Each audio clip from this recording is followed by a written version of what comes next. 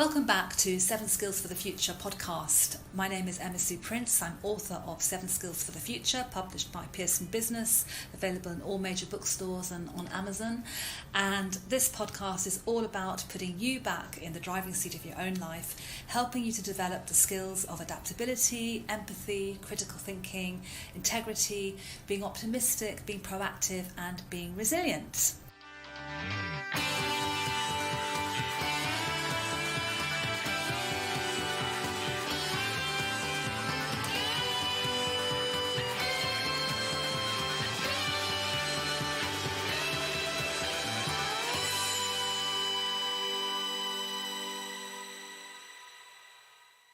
And I'm delighted to welcome to the studio today Ezri Carlebach.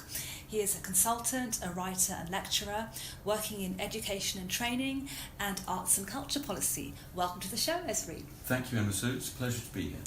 I first met Ezri at an editorial intelligence breakfast networking event recently, actually, and the facilitator of the event, Julie Hobsbawm, was asking us what we would like to talk about. It was January and a new year, and what would we like to focus on?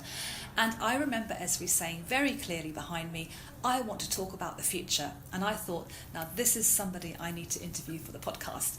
So Ezri, let's talk about the future. Okay, well, the reason why I said that, and the thing that has fascinated me about the future recently, is the discovery that it is that the way we think and talk about the future is historically and culturally specific. In fact, I would go so far as to say that the future, as we know it, was invented in the 19th century by a Frenchman.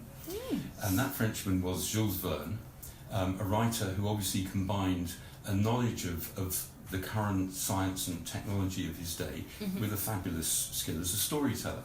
And the stories that he told launched a whole new way of thinking about the future. Up until that point, in our sort of broadly speaking Western industrial societies, the future was not a major subject of conversation or discussion in the same way.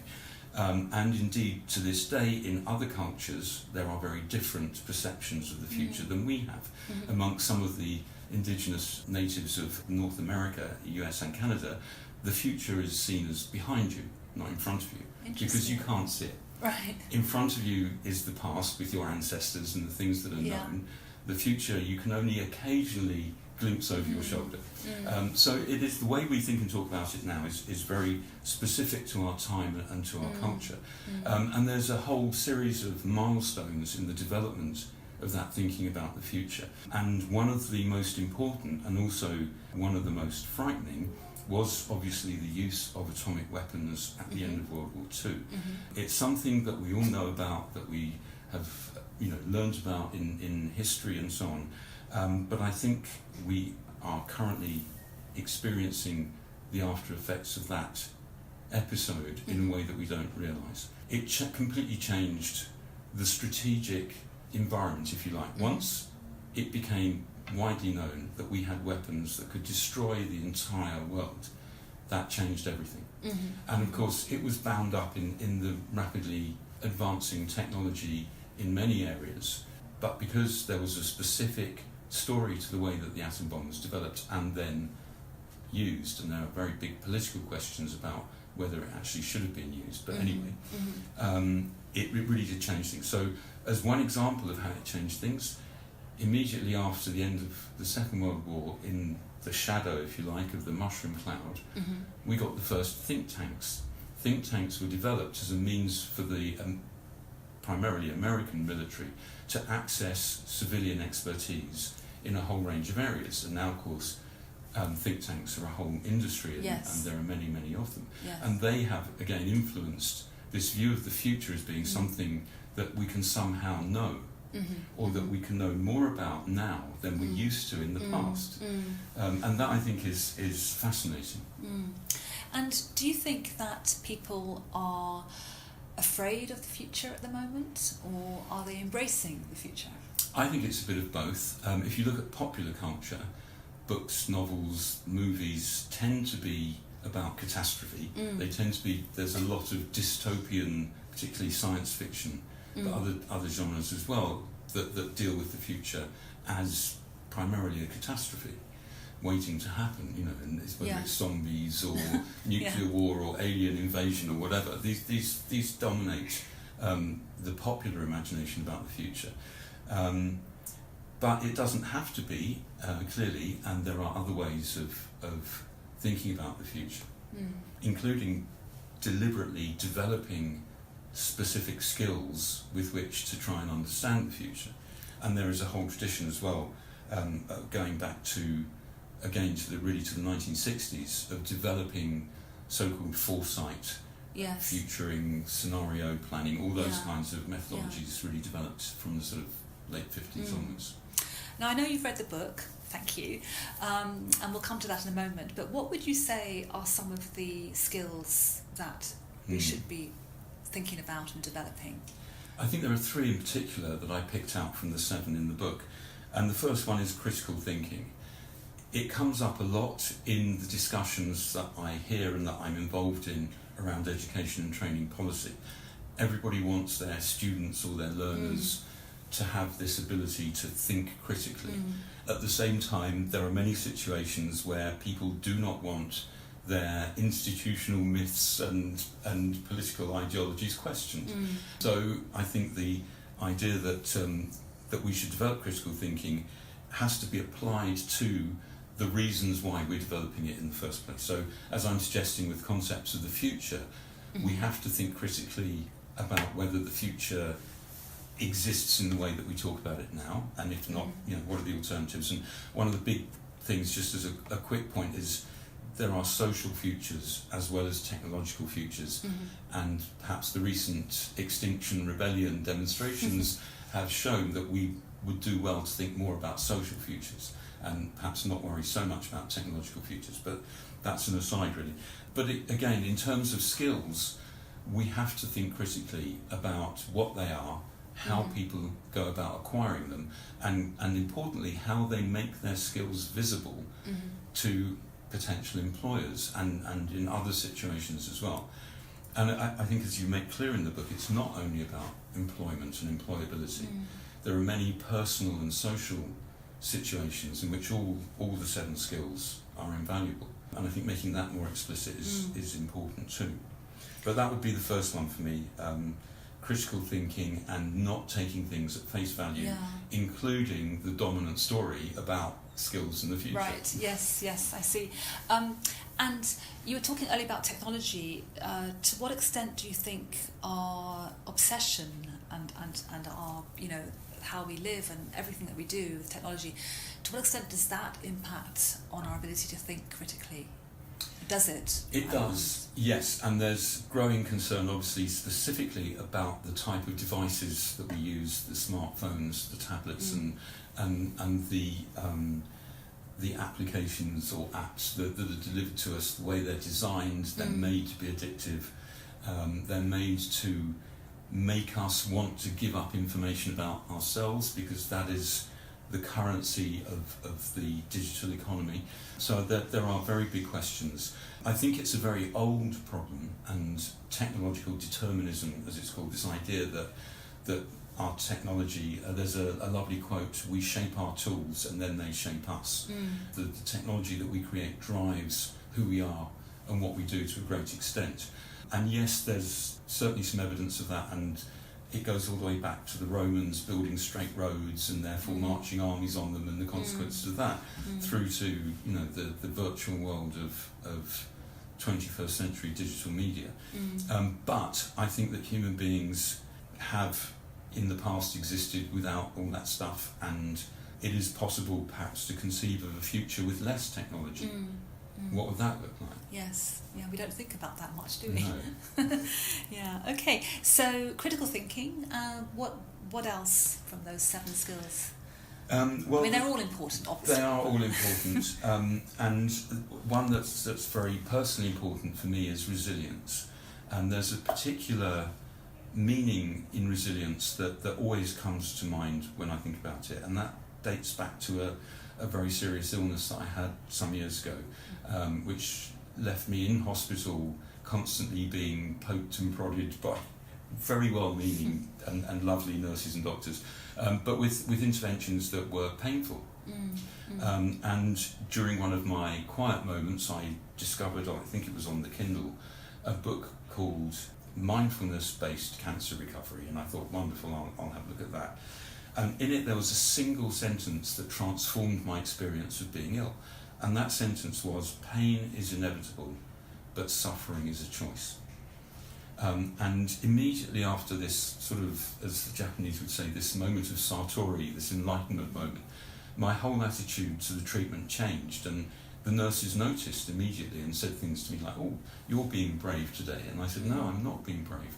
I'm choosing to experience the pain without catastrophizing, without going into this, turning it into suffering. Now, that was my personal experience, and I know that it isn't always possible, and other people, will have different experiences, but it does, to me, illustrate what's at the heart of resilience. It's being able to separate what is painful from what is suffering.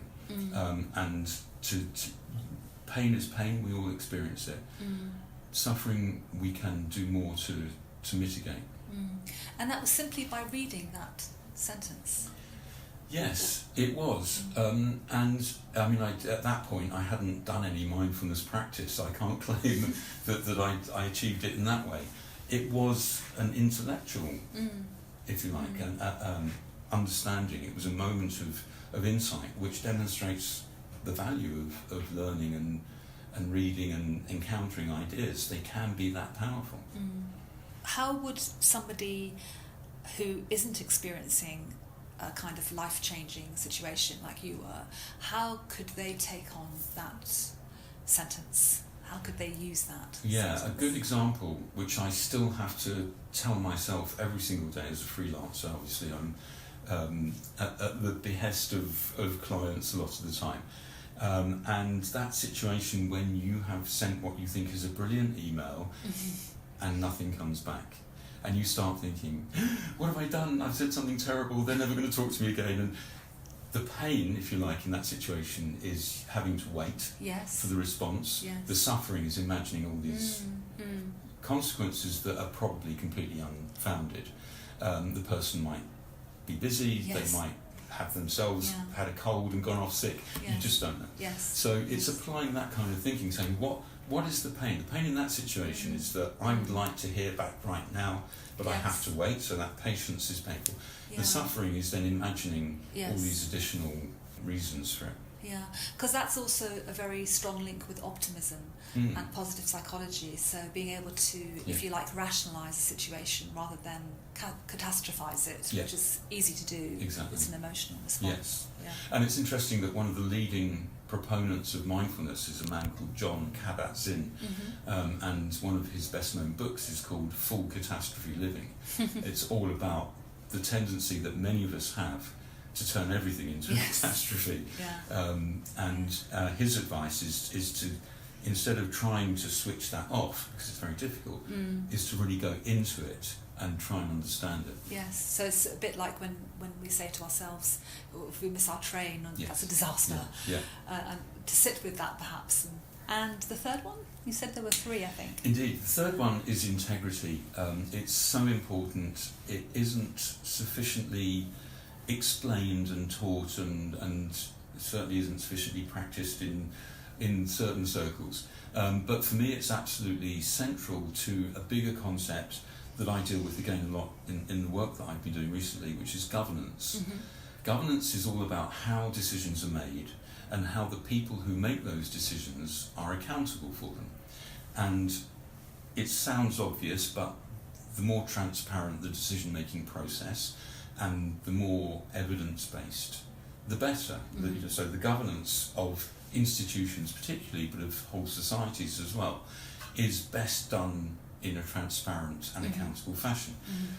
But those things are only a function of people, what people do and say.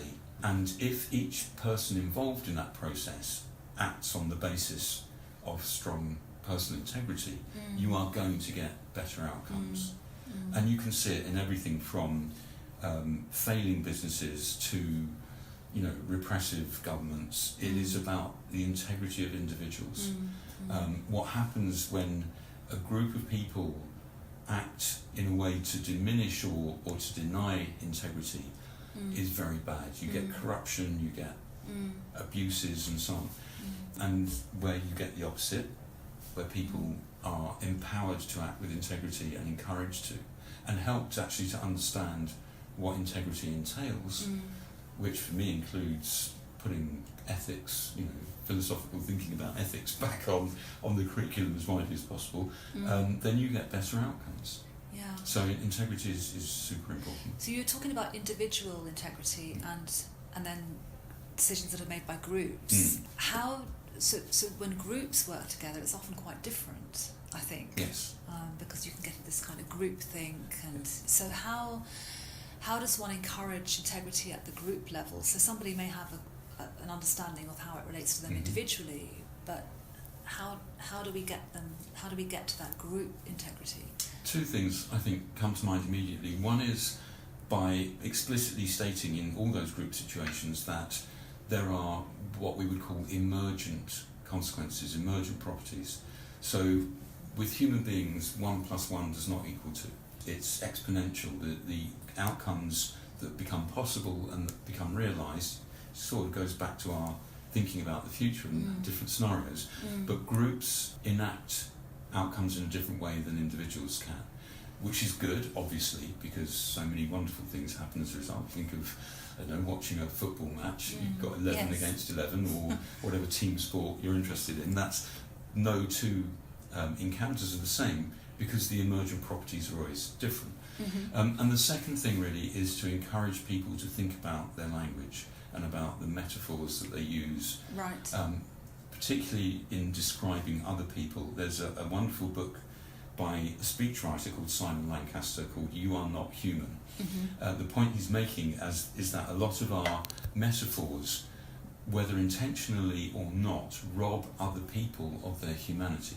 That is deliberately used in the worst scenarios when it comes to genocide and terrible crimes against humanity. But it happens on a day-to-day basis as well. We chip away at other people's humanity, not always realising it, by the use of metaphors. And for example, when a news programme talks about migrants swarming across the Mediterranean, we immediately are put into a frame where we're thinking about some sort of pest or infestation, and it is really deeply unhelpful. Well, language is very powerful, isn't it? So, and for me, when I hear you talk about that links to empathy, because I think the way we refer to things or refer to people and how we, you're talking about chipping away at humanity, our humanity, that is taking us away from empathy when we do that as well. Yeah. Empathy is hugely important. It's also very difficult. It's very difficult to explain effectively, and how, if I would say to you, I feel empathy for you, how would I actually demonstrate that? How would I make it visible? So I think it's a meta skill in a way that needs to be made manifest through other skills. Once you develop an empathy for other people, you have to use some of the other skills, actually, the 7 skills, in order to make that empathy meaningful, make it a reality. You can say, I feel empathy for migrants crossing the Mediterranean, but nothing changes. It doesn't mean anything. And actually I think one of the most important corollaries to empathy is solidarity. I feel empathy for another human being, that's fine. But if I'm not prepared to reach out my hand and help them, to show that solidarity, then it remains theoretical. I know you've got a strong background in education, so I'd love to hear your views on some of the things I write about in the book, because I do talk about, I feel like we over-educate here in the West, and there's a strong emphasis on degrees and so on, but I'd love to hear your perspective, because I think you've got a slightly different take on it, which would be interesting for our listeners, and for me as well, to learn. Okay. Well, my view is, I agree with you actually, that we over-educate, but we don't learn enough. It's education in certainly most of the advanced Western societies is so inextricably linked with a factory process that dates back to the first industrial revolution. It's just not fit for purpose. where are we now? So-called fourth industrial revolution. And obviously the digital technology that is now commonplace has changed a lot, and so have our social structures. But our educational institutions have not kept up. And there is there are a lot of reasons why that's the case, ranging from policy to the resources and other things as well. But where you talk about lifelong learning in the book, I think that is a much more powerful, because it's much broader and more encompassing. It includes, as well as the formal learning that goes on in education institutions, it also includes informal learning. For example, sitting next to a colleague at work, picking up how to do X, Y, Z, and non-formal learning, which is not structured at all, may occur in the pub with friends or at home watching TV, or in any setting. So I think that as a society we need to think less about formal education, although that's very challenging for policymakers to sign up to, and think more about lifelong learning and what that actually entails. Interestingly, 2019 marks the centenary of the concept of lifelong learning entering into policy circles. In 1919, in the aftermath of the First World War, the British government set up a commission on reconstruction, and in their final report they argued that learning needs to happen not only more broadly, which means breaking down some of the class barriers at that point in terms of access to learning, but also more throughout people's lives. So this idea of lifelong learning emerged then. And so we've had a long time really to kind of think about it. We think of it as something quite new, but actually it isn't not, new. Is it? It isn't new, and actually it connects very directly with what I was saying earlier about the future. One of the most important books in thinking about the future in the last sort of 50 years has been Future Shock by Alvin Toffler. It was published in 1970, it sold gazillions, it was a worldwide bestseller. If you look at Future Shock now, particularly at what he wrote about education, he's saying all the same things that we're saying now, and very little has changed in policy terms. In fact, in many ways we've gone in the wrong direction. Again, in the book you mention that we start formal education too young and carry it on too long. And I absolutely agree. I think forcing 5-year-olds to try, and particularly boys who haven't got the fine motor skills, to hold a pencil and write neat letters is actually crazy. For example, in the Scandinavian countries, they don't start doing that kind of stuff till they're 7. It isn't helpful. Children need to play. They learn through play. Play is by far a more powerful vehicle for teaching and learning than formal skills at that age, and in fact still plays a very big part in adult learning as well. So yes, I think that on the one hand I agree that we do too much education, but on the other hand I would argue that some of the things regarded typically as old-fashioned in the education world are actually things we most need to concentrate on. I'll give you one quick example.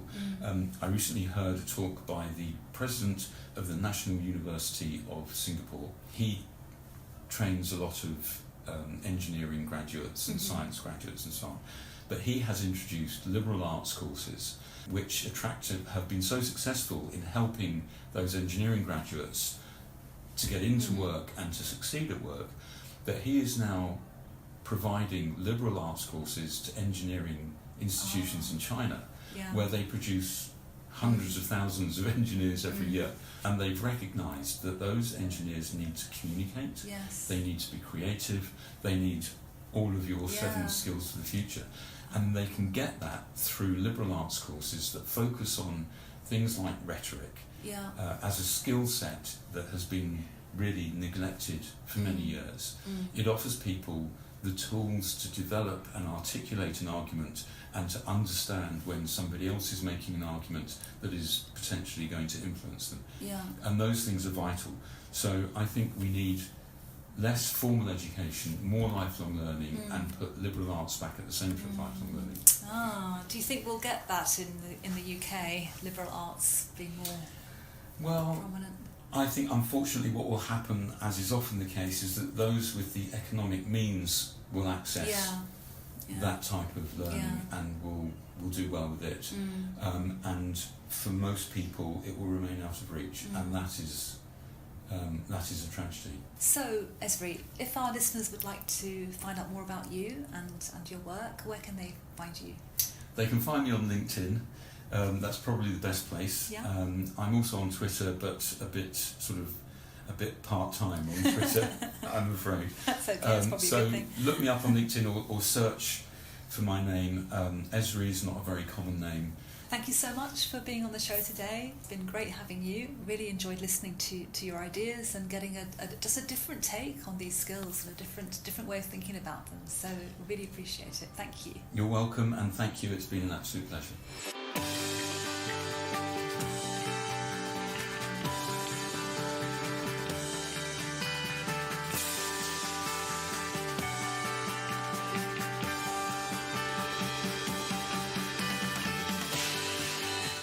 Thank you for listening to the 7 Skills for the Future podcast. There are all sorts of things you can do to boost each of the 7 skills. If you want more ideas, you can buy the book, 7 Skills for the Future. You can also go online to our website, Unimentor, and join as a member, and you'll be able to access more resources, ideas, and free downloads. If you have a question you want to ask on these podcasts, get in touch through Instagram at 7 Skills for the Future, or on Twitter and Facebook at Unimentor. And don't forget to subscribe to this podcast on Spotify, Apple Podcasts, or your podcast player of choice.